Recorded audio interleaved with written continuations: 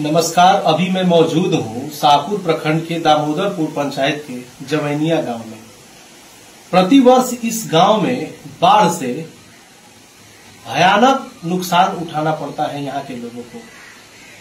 यहाँ पर अनगिनत बीघे खेती को नुकसान झेलना पड़ता है, लेकिन फिर भी इस गांव के लोग किस उम्मीद पे जी रहे हैं और किस आधार पर उनको लगता है कि आज भी उनकी जिंदगी बचेगी, ये सोचने वाली बात है। हमारे साथ इस गांव के कुछ लोग मौजूद हैं जिनसे हम जानेंगे कि बाढ़ की स्थिति कब से सबसे ज्यादा खतरनाक इन लोगों को दिखाई पड़ी और पिछले 10 सालों की अगर हम बात करें तो बाढ़ ने यहाँ जितना नुकसान किया है इस गांव का, वो यहाँ के ग्रामीण आपको बताएंगे। हमारे साथ हैं इस गांव के एक ग्रामीण पशुपति पांडे।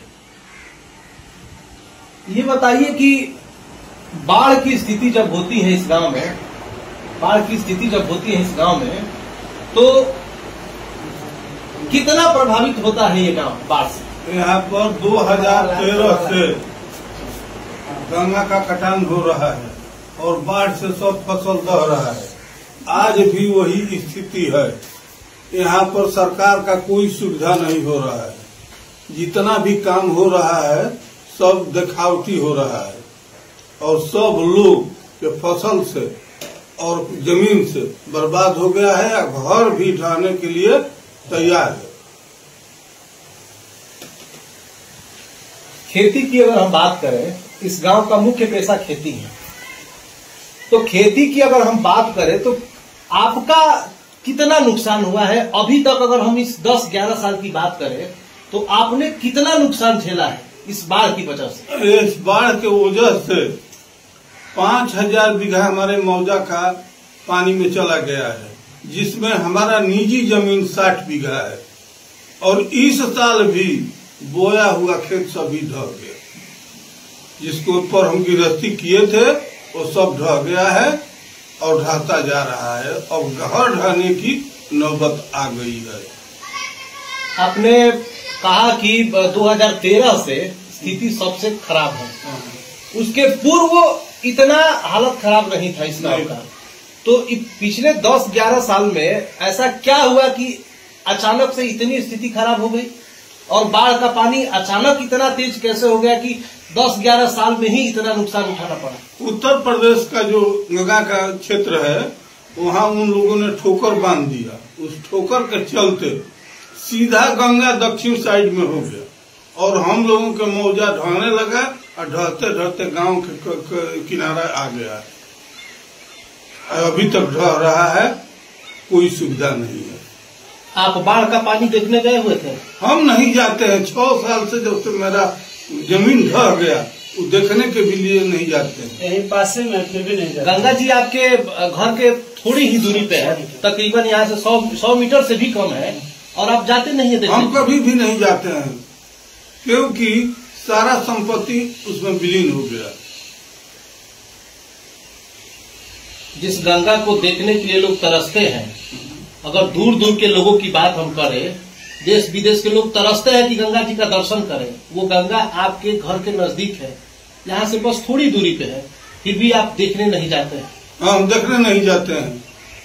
अभी भी मेरा सब जमीन जो थोड़ा सा बचा है, बहुत कम बचा है, 10-20 बचा है, वो भी ढह रहा है। आपने कभी लिखित रूप में दिया था? हमने 13 साल में कलेक्टर के यहाँ गुहार लगाए थे।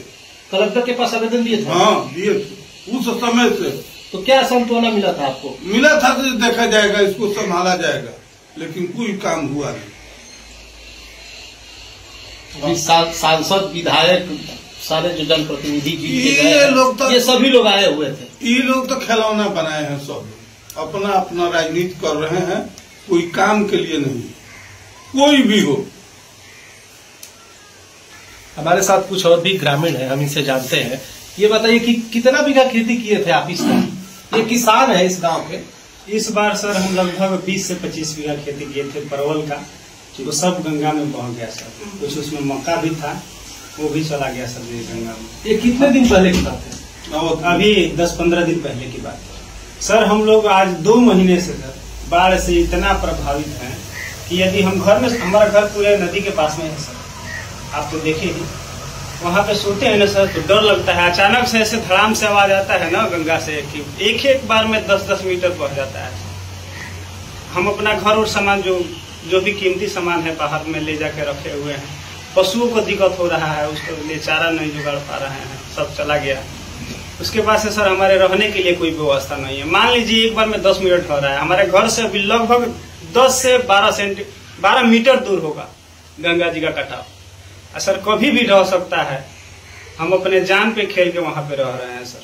बस सरकार से यही गुहार है, यदि सुन रहे हैं तो, कि हमारे यदि परमानेंट कोई सोल्यूशन किया जाए या फिर हमारे को कहीं विस्थापित होने के लिए जगह अलॉट किया जाए, यही तो विनती है उनसे।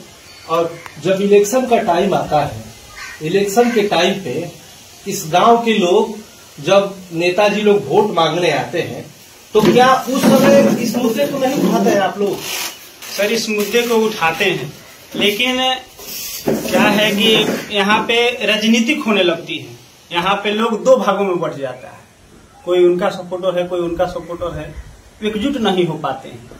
इसलिए एकजुट जो होते भी हैं तो वो लोग अपना खेल खेल देते हैं इधर उधर से, या फिर प्रशासन का भी दबाव आने लगता है कि नहीं आप वोट दीजिए, आपका अधिकार है वोट देना, आप इस देश के नागरिक हैं तो आपका वोट देना अधिकार है। इस करके हम मजबूरन देते हैं।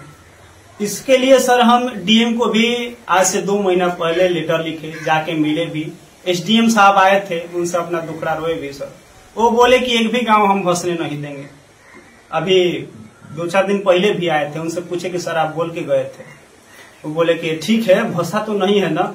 ये कौन सा बात हुआ सर, गांव के पास तक आ गया, आप बोल रहे हैं कि भसा तो नहीं है ना। व्यवस्था किया जाएगा, व्यवस्था किया जाएगा। क्या व्यवस्था हो रहा है सर? आप जितना बीघा खेती किए थे, कितना टोटल खर्च का नुकसान आपको झेलना पड़ा है? लगभग 5 से 6 लाख सर, 5 से 6 लाख हमारा नुकसान हुआ है। आज हम 5 पैसा के भी आदमी ना है, बताइए। हम मवेशी भी रखें, उसके लिए दाना भी नहीं जुगाड़ पा रहे हैं। जंगल तो है नहीं कि जंगल में छोड़ दे के चलेगी। तो घर कैसे चलता है फिर आपका? घर कैसे भी चल रहा है सर, अपना जीविका चला रहे हैं। किसी रिलेशन से मांग के, कोई हित मित्र है, कोई दोस्त साथी है, उससे उधार कर्जा लेके अपना चला रहे हैं, और दूसरा कोई आसरा तो नहीं है। आप लोग भी खेती किए हुए थे? हाँ सर किए थे। कितना बीघा खेती किए थे? लगभग 12 से 13 बीघा। क्या क्या फसल थी उसमें? फसल थी जौ, मक्का, ये सब था, सब ढह गया। सब कुछ जलमग्न हो गया? पूरा ढह गया है सर। यहाँ पे सांसद जी भी आए थे, उनसे भी बात करें, वो भी सांत्वना दे के गए कि हाँ यहाँ पे काम किया जाएगा। विधायक जी भी आए थे, वो भी बोल रहे थे कि हाँ बहुत बार उठाए हैं। आते हैं यहाँ पे सर, लेकिन घूम कर चले जाते हैं। हम लोगों का कोई फिक्र ना है। हम लोग बस अपना शरीर यहाँ पे उपलब्धि करवा देते हैं कि हाँ भाई मैं आ रहा हूँ दिखाने के लिए, किसी काम पे नहीं है सर। 2013 से यदि करना होता तो बहुत पहले ही हो चुका होता। आज सर बोल रहे कि फ्लड फाइटिंग हो रही। क्या फाइटिंग हो रही सर? जो भी इंस्ट्रूमेंट लगा रहे हैं वो पानी में बह जा रहा है, सेकेंडों नहीं लग रहा है सर। साथ लगा रहे हैं, साथ बह जा रहा है। बोल रहे हैं कि फ्लड फाइटिंग हो रहा है। यहाँ पे इंजीनियर आए हैं, ठेकेदार हैं, सब लोग लूटने के चक्कर में है सर। सोच रहे हैं कि कैसे हमारा पैसा बने, सब दह जा रहा है। एक भी वहां पे रुक नहीं रहा। डाल रहे हैं वहां सर अरियावे 40 से 50 फीट लगभग गढ़ा है।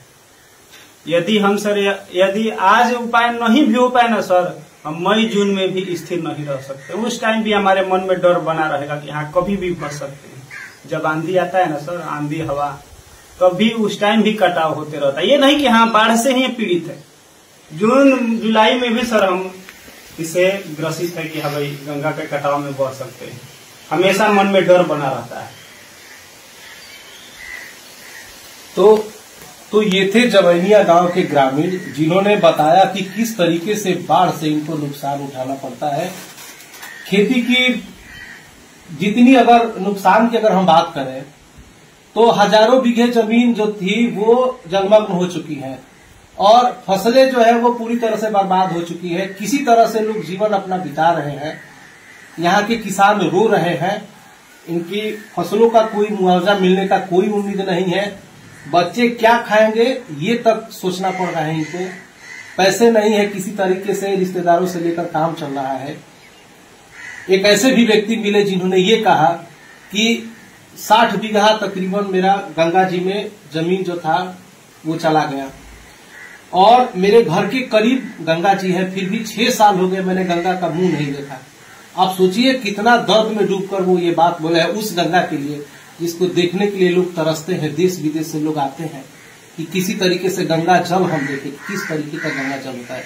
आज वही गंगा जी इन लोगों के जीवन के लिए काल बन चुकी है। अब इस गांव का क्या होगा कोई नहीं जानता है, सभी एक तरीके से ईश्वर के सहारे जी रहे हैं। क्या होगा ये देखने वाली बात है। नमस्कार।